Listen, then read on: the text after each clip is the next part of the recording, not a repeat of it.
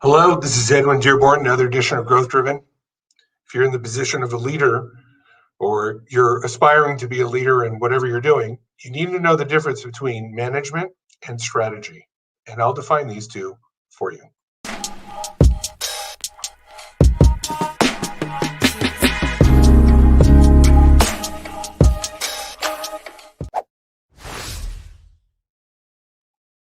Hey, Edwin Dearborn here, and I'm here to talk to you about two specific functions that are important to you as a leader. Whether you're a startup, whether you're an established corporation, leadership is a critical role to keep things in line, to maintain growth, profitability, and make sure that you are relevant, profitable, and surviving in this marketplace. Regardless of how good you are, there's always threats and opportunities to any brand. And I wanted to share with you my screen on a document that I just created on what really is the difference between management versus strategy. These two sometimes get melded together, but they really have definitions and they have very distinct functionalities, and they're both important. Unfortunately, many leaders will kind of blend the two together and think that they're together, and often people in strategic positions will be dropped down into management positions, and then they lose their strategic advantage. So let's take a look at what these differences are. Management handles day-to-day operations. So if you have a coffee shop, you're making the coffee and you're getting the coffee making people there, and you're servicing the clients. Stewardship of individual functions and training. So you have to hire people and you have to oversee them. You have to make sure that they're being apprenticed, that they know what they're doing, they're having the questions answered, that you're providing just operational oversight to us. Hi, John. Good morning to you. That you're providing oversight to the individual functions, and you're giving the people the help during the day-to-day operations.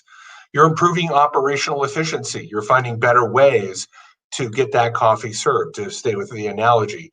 You're finding better ways to get people through the line faster, kind of like Chick-fil-A. They've really got that part of their operational efficiency really well grooved in.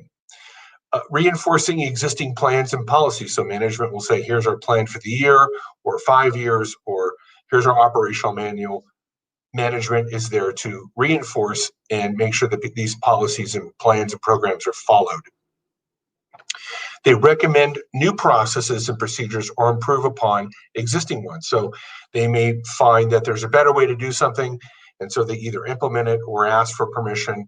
That would be a function of management. And of course, servicing existing clients and generating new clients. Without customers being happy, without new customers being developed, you don't have a business. Now, what does strategy do? Okay, this is particularly the board or the CEO that provides this type of strategy. So let's take a look at what that is. You're providing leadership and discipline. That discipline can be in the terms of getting rid of bad employees, legal issues, compliance issues that you have with the government or various boards. If you're a doctor, if you're an insurance, financial services, you have to enforce discipline to make sure that people are not doing anything illegal or against your policy, and you have to come up with recommendations for that. Defining and communicating the brand's unique position. So a strategy is always about, thank you, Jamie, thank you for your nice words there, is you're defining and communicating the brand's unique position. And this is an ongoing activity. You always have to keep communicating who you are and what you do. Let's take a look at the largest brands in the world: Google, Facebook, Coca-Cola, the NFL, Nike. They're constantly communicating their values to the world, their relevancy to the world. This is part of the strategy. How do we stay relevant in today's marketplace when marketplace shifts? So the next is clear communication to the team and staff on the brand's direction, relevancy. So yeah, you have to communicate your brand to the world, but it's almost just as critical to stay in communication with your staff and update them on progress with the brand, new insights that we're doing as a brand, team building activities. This is strategy. Keeping the morale high within the organization, that's part of strategy. Building a culture with your team, your partners. This is definitely part of a strategic action. And believe me, you need to create a culture if you want to have a happy team and a successful brand. So this is important. What are new markets? Technologies to adopt. Are we going to use social media? Are we going to use a CRM? Which CRM are we going to use? Which social media are we going to concentrate on? This is all part of strategy. And new markets. You could say that new markets could be, since COVID lockdowns, we've had to do more remote delivery. We've had to change how we service the customer, more deliveries, more Zoom calls versus people coming in the office. That would be, how do we navigate all that? That would be strategy. A competition analysis and developing new approaches, products, or marketing. So, 20 years ago, Sears was relevant. Sears is now dead. They obviously didn't come up with a strategic position to adopt and adapt to technology in terms of the internet, delivery, home delivery, things like that. So you always have to do a competition analysis to find out who are the new players in the field, what are some new moves maybe by some old players, and how do we engage in that area? How do we market that new product? How do we serve that new marketplace that's just developed? Who potentially could be taking market share away from us, and why, and how do we stop that? That would be also part of your strategy.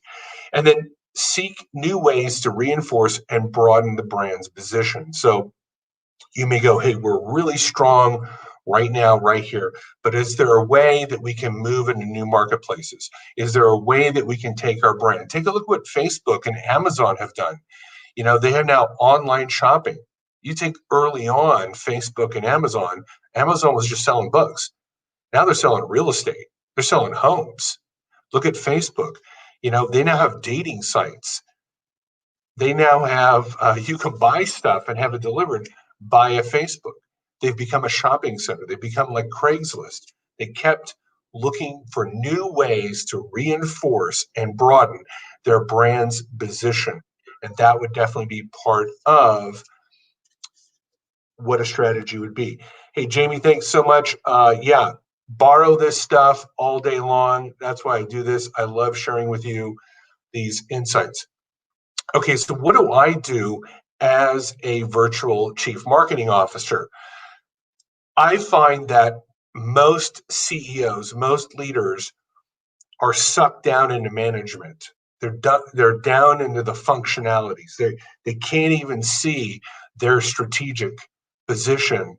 They don't even have a strategy because they're so in the weeds of the day-to-day operations. And then one day they find themselves not profitable. They find themselves irrelevant. Why? Because they didn't keep their head above the day-to-day operations and see the changes within the environment, see the changes with what the audience needs and wants. Look towards technology advancements and how it's going to affect your marketplace. They never stayed on top of the game. They didn't see economic forecasts saying, you know what, things are going to get tough or things are going to get good. This is why strategy is so important. Without strategy, you rapidly become irrelevant. You rapidly succumb to the competitive forces of Mother Nature and other brands.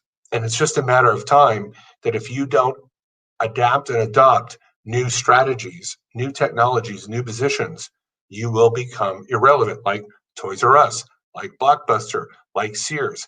I could go on and on and on about billion-dollar brands that were making tons of money a generation ago that are the butt of jokes today. So don't think that you're too big to fail, because no one is too big to fail. No one is too big to fail.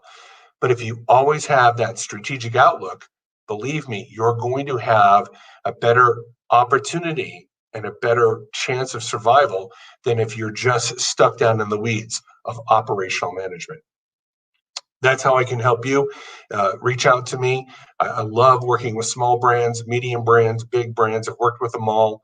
I'm the board member of a large med tech company. I'm a partner in multiple businesses. And this is what I do to help the brands that I serve, is always look for the strategic advantage of how to take their market and build their brand. So you have a great day, and we will talk again soon. Bye-bye.